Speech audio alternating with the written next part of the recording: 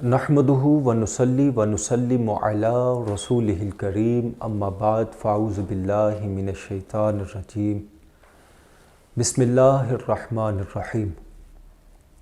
قال اللہ تبارک و تعالی جل شانہ وعم نوالہ واتم برہانہ فی القرآن المجید والفرقان الحمید والبرہان الرشید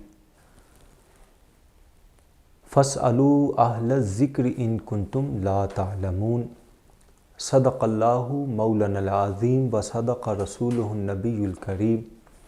ونحن علی ذلک لمن الشاہدین والشاکرین والحمد للہ رب العالمین۔ معزز سامعین کرام، آپ کا میزبان صاحبزادہ علامہ قاری احمد شہزاد فاروقی مجددی حاضر خدمت ہے۔ ہمیشہ کی طرح دعا کرتے ہیں کہ اللہ رب العزت میرا جی ایف پی پی اسٹوڈیو میں آ کے اپنے پروگرام کو ریکارڈ کروانا قبول و منظور فرمائے۔ اللہ تعالیٰ آپ سننے والوں کو اس سے بہت زیادہ برکتیں حاصل کرنے کی توفیق عطا فرمائے، اور خاص طور پہ جو فکر ہے وہ ہماری فکر کو اللہ رب العزت اجاگر فرمائے۔ دل کے بھبولے جل اٹھے سینے کے داغ سے، گھر کو آگ لگ گئی گھر ہی کے چراغ سے۔ معزز سامعین کرام، علماء کرام، محدثین عظام یہ بات کہتے ہیں کہ نبی مکرم صلی اللہ علیہ وآلہ وسلم کی جو لاکھوں کی تعداد میں، ہزاروں لاکھوں کی تعداد میں جو احادیث طیبہ ہیں، اگر ساری احادیث مبارکہ کو وقتی طور پہ کچھ دیر کے لیے اگر سائیڈ پہ رکھ دیا جائے تو صرف ایک حدیث کو پکڑ لیا جائے، صرف ایک حدیث کو، جس کو حضرت سیدنا عمر ابن الخطاب رضی اللہ تعالی عنہ نے روایت کیا کہ انما الاعمال بالنیات، حدیث شریف لمبا متن ہے کہ عملوں کا دار و مدار نیتوں پر ہے۔ علماء فرماتے ہیں، محدثین کرام، مفسرین عظام یہ بات کہتے ہیں کہ اگر ساری احادیث نبویہ صلی اللہ علیہ وآلہ وسلم کو وقتی طور پر اگر سائیڈ پہ کر دیا جائے اور صرف ایک حدیث شریف کا دامن پکڑ لیا جائے تو یہ حدیث شریف انسان کے لیے کافی ہو جائے گی اس کو دنیا اور آخرت کی بھلائیاں اور کامیابیاں نوازنے کے لیے۔ معزز سامعین کرام، دل کے ارادے جو ہیں، جو نیت ہے، جو خاص طور پہ اللہ رب العزت جانتا ہے یا بندے کو پتہ ہوتا ہے کہ میں کس ارادے، کس نیت کے ساتھ فلاں فلاں کام کر رہا ہوں۔ معزز سامعین کرام، نیتوں کا جو عمل ہے، نیتوں کا جو دار و مدار ہے، نیتوں کے پیچھے جو اخلاص ہے،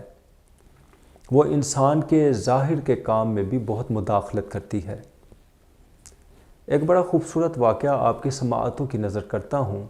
یہاں سے آپ اندازہ لگا سکتے ہیں کہ نیتیں کس اہمیت کی حامل ہیں۔ ایک بادشاہ تھا، شکار کے لیے باہر گیا اپنے وزراء کے ساتھ، اپنے سپاہیوں کے ساتھ۔ جیسے کہ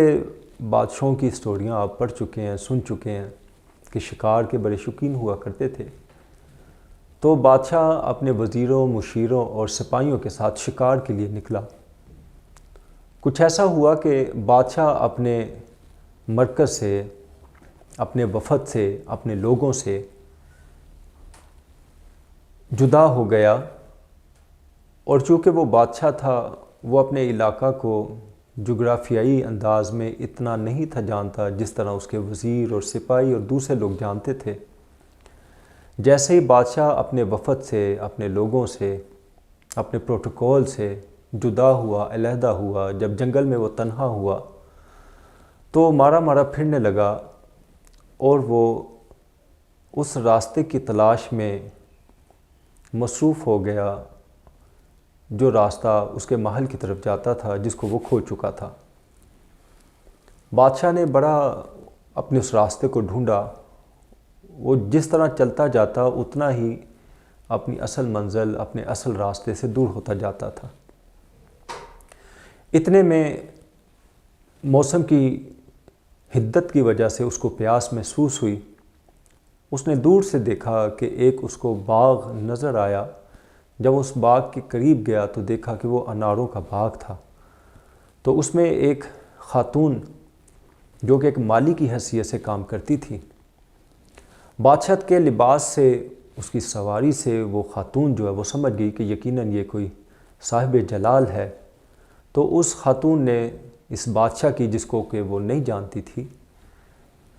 بڑی آؤمدارت کی، اس کی بڑی خاطر تواضع کی اور اس کو بڑے القابات سے، اچھے الفاظات سے نوازا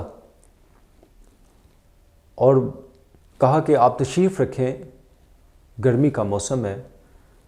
میں آپ کے لیے پانی نہیں بلکہ یہ جو انار ہیں ہمارے، ان کا جوس پلاتی ہوں۔ بادشاہ نے نہ بتایا کہ میں تمہارے اس ریاست کا بادشاہ ہوں۔ وہ خاموشی سے اس خاتون کو دیکھتا رہا اور اس نے اپنی نظروں سے، سر کی آنکھوں سے دیکھا کہ باغ بڑی وسعت پہ مشتمل ہے اور ہر طرف سبز و شاداب پودے اور درخت لگے ہوئے ہیں اور ان میں بڑے خوبصورت اور بڑے تناور پھل یعنی کہ انار لگے ہوئے ہیں۔ بادشاہ دیکھتا ہے کہ وہ خاتون بادشاہ کے سامنے ایک خوبصورت بڑا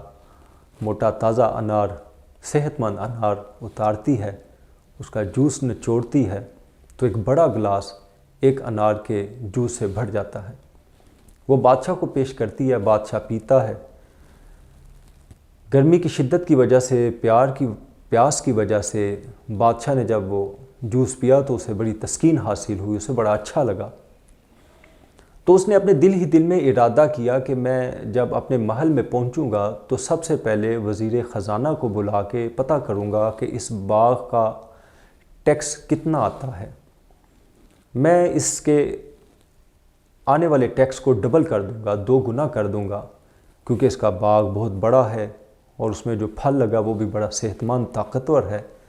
توانا پھل لگا ہوا ہے اور جس کا ذائقہ بھی بڑا اچھا ہے، پینے میں بھی بڑا اچھا لگا۔ تو بادشاہ نے اس خاتون کو مخاطب ہو کے کہا کہ اے خاتون، میرے لیے ایک اور جوس کا گلاس لے کے آؤ۔ خاتون خوش ہوتی ہے کہ اس صاحب جلال انسان کو ہمارا جوس پسند آیا، ہمارے اناروں کا جوس پسند آیا۔ تو اب خوشی کے عالم میں اس طرح کے 2 بڑے بڑے انار توڑتی ہے اور بادشاہ بھی یہ دیکھ رہا ہے، اس کے آنکھوں کے سامنے وہ جوس کو نچوڑتی ہے، لیکن وہ گلاس جو پہلے ایک انار سے بھر گیا تھا جوس سے، اب وہ 2 اناروں کے جوس سے بھی وہ گلاس پوری طرح نہ بھر سکا۔ بادشاہ بھی یہ منظر دیکھ رہا تھا، خاتون بھی بڑی پریشان ہوئی، حیران ہوئی کہ معاملہ کیا ہے، اور اس نے اپنے ہی آپ میں کچھ شرمندگی محسوس کی۔ خیر اس نے وہ دوسرا گلاس بادشاہ کو پیش کیا تو بادشاہ بھی بڑا حیران ہوا۔ اس نے پھر وہ جوس پی لیا اور اس نے پھر کہا کہ اے خاتون مجھے اور جوس پلاؤ۔ تو بادشاہ نے ارادہ کیا کہ نہیں، کچھ بھی ہے، میں اس کو ٹیکس نہیں لگاؤں گا، میں اپنی نیت کو میں درست کرتا ہوں، یہ لوگ محنت کر رہے ہیں، ان کا حق ہے کہ ان کو زیادہ سے زیادہ اس کی آمدن آنی چاہیے، ان کی خوشحالی میں ہی میری خوشحالی ہے۔ بادشاہ یہ دل ہی دل میں سوچ رہا تھا کہ میں بلکہ ان کو جا کے فیسیلیٹیٹ کروں گا، ان کو اور زیادہ سہولتیں دوں گا کہ یہ میرے کام بھی آئی ہے یہ خاتون۔ تو اتنے میں وہ خاتون پھر نہ چاہتے ہوئے ایک انار کو توڑتی ہے اور پھر وہ گلاس میں جب انار نچوڑتی ہے تو ایک ہی انار سے پہلے کی دفعہ پھر گلاس بھر جاتا ہے۔ بادشاہ بھی یہ منظر دیکھ کے بڑا حیران ہوا، ششدر ہوا اور اس نے خاتون سے پوچھا کہ آخر کیا ماجرا ہے، کیا معاملہ ہے کہ جب تم نے مجھے پہلے جوس کا گلاس پیش کیا تو ایک ہی انار سے بھر گیا تھا، پھر دوسری دفعہ تم نے 2 انار توڑے، ان کا جوس نچوڑا لیکن وہ گلاس نہ بھر سکا، اب پھر جب تیسرا گلاس تم لے کے آئی ہو پھر تم نے ایک ہی انار توڑا اور پھر گلاس سارا جوس سے بھر گیا، اس کی کیا وجہ ہے؟ تو وہ خاتون بڑے دبے لہجے میں کہنے لگی کہ اے حضرت، یا تو میری نیت میں کوئی خلل پیدا ہو گیا ہے یا پھر آپ کی نیت میں کوئی خلل پیدا ہو گیا تھا۔ اس نیت کی خرابی کی وجہ سے وہ جو برکت تھی وہ اڑ گئی۔ تو بادشاہ نے فوراً محسوس کیا اور اس نے دل ہی دل میں پکا ارادہ کیا کہ میں ہر طرح سے ان کو جا کے فیسیلیٹیٹ کروں گا۔ معزز سامعین کرام، ایک چھوٹا سا واقعہ ہے۔ ہماری زندگی میں، روزمرہ کی زندگی میں، ہمارے ہر شعبے میں اس طرح کے بیسیوں معاملات ہوتے رہتے ہیں ہمارے ساتھ، لیکن ہم محسوس نہیں کر پاتے کیونکہ ہم اندھے ہوئے ہیں اس نفسا نفسی کے عالم میں، اس کمپٹیشن کے زمانے میں ہم اندھے ہو چکے ہیں۔ ہم نے اپنی نیتوں کے قبلوں کو درست نہیں کیا ہوا، اس لیے ہمیں مشقت بہت زیادہ کرنی پڑ رہی ہے، اور اس کا اجر، اس کا پھل، اس کا رسپانس ویری لٹل، بہت تھوڑا ملتا ہے۔ معزز سامعین کرام، نیت کا اچھا ہونے سے کسی بھی مذہب کا کوئی تعلق نہیں ہے۔ کوئی بنی نوع انسان کسی بھی مذہب سے اس کا تعلق ہو،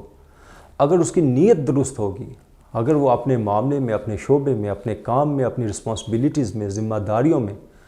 اگر وہ مخلص ہوگا تو اللہ رب العزت اس کے ایمان کی کیفیت کو نہیں دیکھے گا، بلکہ اس کی دل کے ارادے کو دیکھ کے اس کی مدد اور معاونت فرمائے گا، اور تھوڑے وقت میں اس کو زیادہ کامیابیوں سے ہمکنار فرمائے گا۔ اور بینگ اے مسلم، معزز سامعین کرام، ہمارا زیادہ حق ہے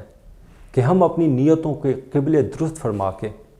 صحیح معنوں میں ایک دوسرے کے ساتھ محبت سے پیش آئیں، ایک دوسرے کے ساتھ وفا کریں، ایک دوسرے کی دلجوئی کریں۔ نبی مکرم صلی اللہ علیہ وآلہ وسلم نے فرمایا کہ اللہ تعالیٰ کہتا ہے کہ جب کوئی مسلمان اپنے مسلمان بھائی کی پریشانی کو دور کرنے کے لیے لگ جاتا ہے تو میں اللہ اس بندے کی پریشانی کو دور کرنے کے لیے کافی ہو جاتا ہوں۔ معزز سامعین کرام، ہمیں چاہیے کہ جب کوئی ہم سے مشورہ تک مانگے تو ہم اس کو صحیح معنوں میں صحیح مشورہ دیں کہ یہ بھی ایک اچھا عمل ہے اور یہ اللہ کو بڑا پسند ہے، اور نبی پاک صلی اللہ علیہ وسلم نے ہمیں اسی چیز کی ترغیب اور تعلیم فرمائی ہے۔ تو معزز سامعین کرام، آمدن برسر مطلب بات صرف یہی ہے کہ ہمیں اپنی نیتوں کی اصلاح کرنی چاہیے تاکہ اللہ تعالیٰ کی مدد ہم سب کے شامل ہو۔ اللہ رب العزت سے دعا ہے کہ اللہ تعالیٰ میرے، آپ کے، ہم سب کے حال پر رحم فرمائے۔ وما توفیقی الا باللہ العلی العظیم، والسلام علیکم ورحمۃ اللہ وبرکاتہ۔